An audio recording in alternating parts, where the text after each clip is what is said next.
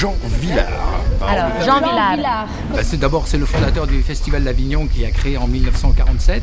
Alors Jean Vilar, pour moi, c'est l'été 68, c'est la première fois que je venais à Avignon. Il paraît qu'il a fait autre chose que du jardinage, du théâtre à l'occasion, hein, c'est ça À l'époque de Vilar, on élevait le niveau. S'il n'avait pas lancé le festival, s'il n'avait pas eu cet idéal-là du théâtre, on ne serait pas là aujourd'hui. Donc il a décidé de réunir tout le monde autour de cette activité du théâtre, donc le théâtre populaire. Please don't kill me! Ah!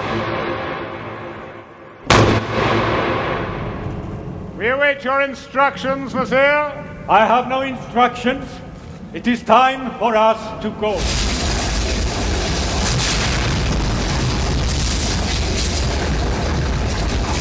Eh bien, nous sommes donc dans l'année du centenaire de Jean Vilar, qui est né en 1912 dans une petite ville du sud de la France qui s'appelle Sète.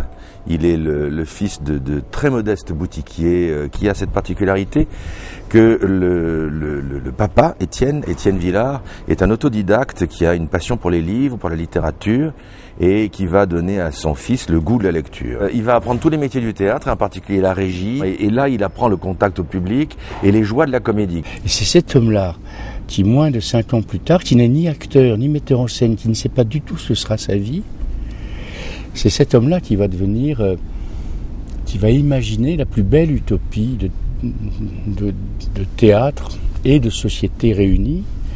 C'est ça qui est bouleversant. Et donc, quand Vilar décide d'un théâtre populaire, il dit il faut sortir le théâtre de ces lieux enfermés.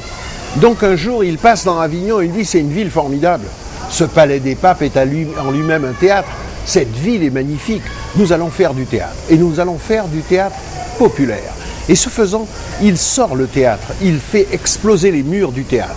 Le nom de Jean Vilar, c'est pour moi avant tout un chef de troupe. Ça évoque donc l'idée d'une troupe d'acteurs, l'idée d'un théâtre aussi exigeant, rigoureux, innovant et populaire.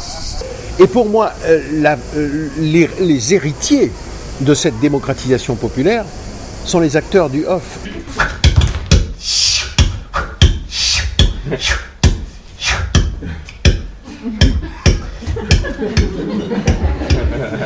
Jean Vilar, ville-art, la ville-art. Si on dit bien qu'il y a bien une ville-art aujourd'hui, c'est Avignon. Une armée de 4000 hommes. 4000 hommes! Que de cette armée avancée sur des roues de métal, un chariot, au poids égal à 4 ou 5 de leur catapulte. Et que contenait-il?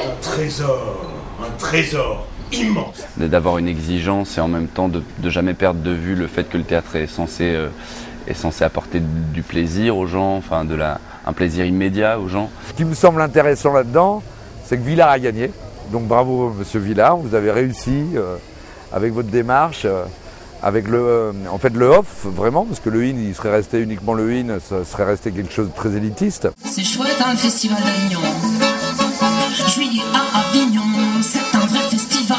Des prix de location, t'aurais pas 10 000 balles. Studio très bien situé, à Vaison-la-Romaine. Surface 9 mètres carrés, 500 € la semaine. Tout est normal.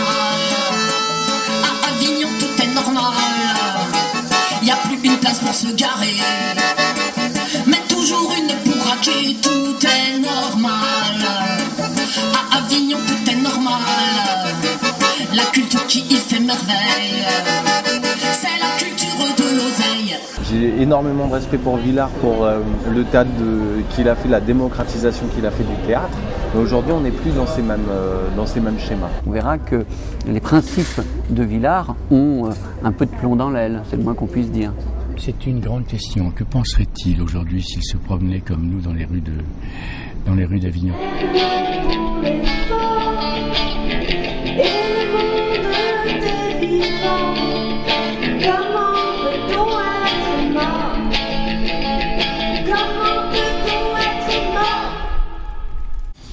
La pensée de Vilar est toujours au travail, même chez ceux qui ne savent pas, qui sont travaillés par cette pensée. En ce sens, c'est une très grande espérance.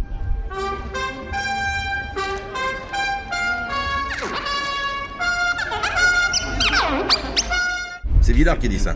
Ah oui. Vilar, le théâtre est un service public comme l'eau, le gaz et l'électricité. Alors comme l'eau, le gaz et l'électricité sont privatisés, il n'y a plus que le théâtre aujourd'hui qui est un service public.